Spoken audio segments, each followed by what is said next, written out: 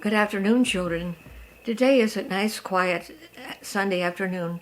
It's Palm Sunday, so I thought it would be a good day to read a story. And this one, I thought that maybe Landon and Lynette Gorman might like to hear this one. This is called 101 Dalmatians. It's for everyone who loves dogs. And I understand that your Uncle Dan had a Dalmatian, so you might ask him about his Dalmatian that he had at one time.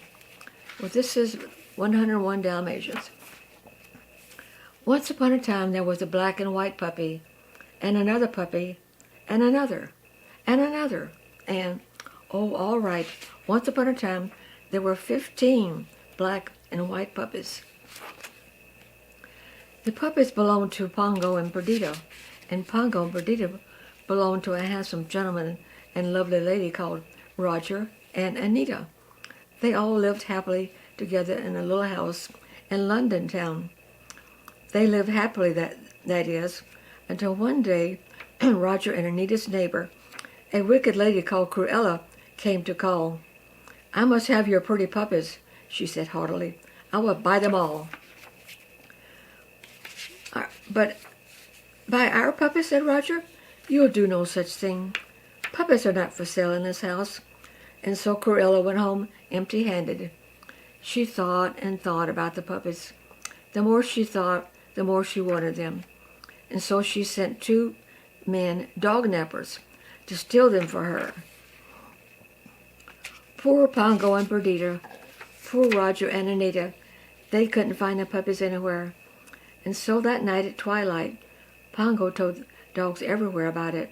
"Oh," he howled sadly, 15 Dalmatian puppies missing. If you send them, send word to Pongo." Now, a Great Dane happened to hear Pongo. He told the news to a Scotty.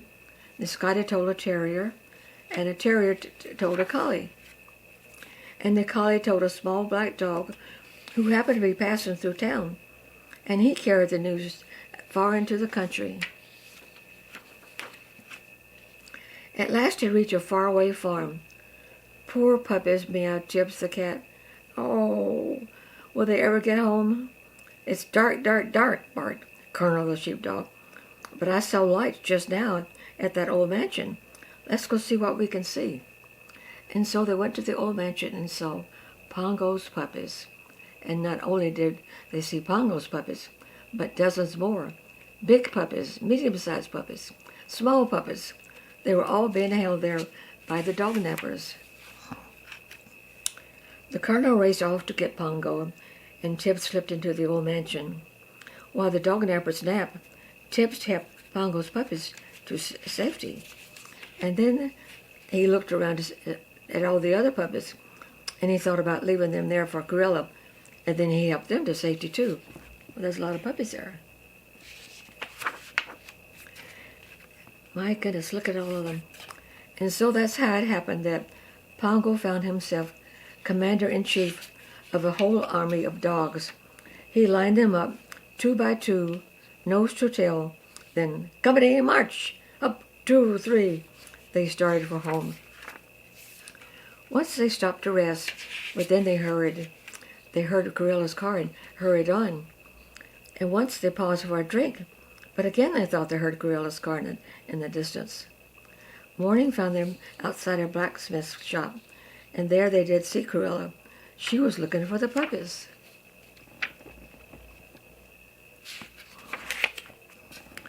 Pongo looked around. Was there no place to hide? Then he saw the sooty fireplace. He saw his playful puppies, and he gave an order, "Company, roll!"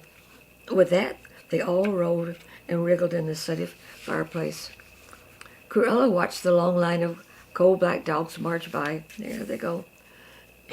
She watched them hop into an empty truck that happened to stop nearby. Did she know that all these black dogs were really black and white dogs? She did not. Not, that is, until plop, a snow slide dropped right onto the last of the puppies, washing it clean. Before Cruella could do anything, Pongo helped the puppy into the truck. With a roar, the truck moved off down the road. "Oh, tricks, tricks, tricks," shrieked Cruella, and she sped off after them. Poor Cruella drove too fast, and she didn't stop at railroad tracks, and she didn't look both ways at crossroads, and so that's how it happened that there she is. Pongo and Anita opened the door and found Pongo and Perdita and all those puppies sitting on their doorsteps. Were they glad to see them? Why, they were so glad. They went right out and bought a Dalmatian plantation. And there they all lived together, most happily ever after. And they all are running around, having fun. I hope you all like that story. I think it's really cute. And look for the movie.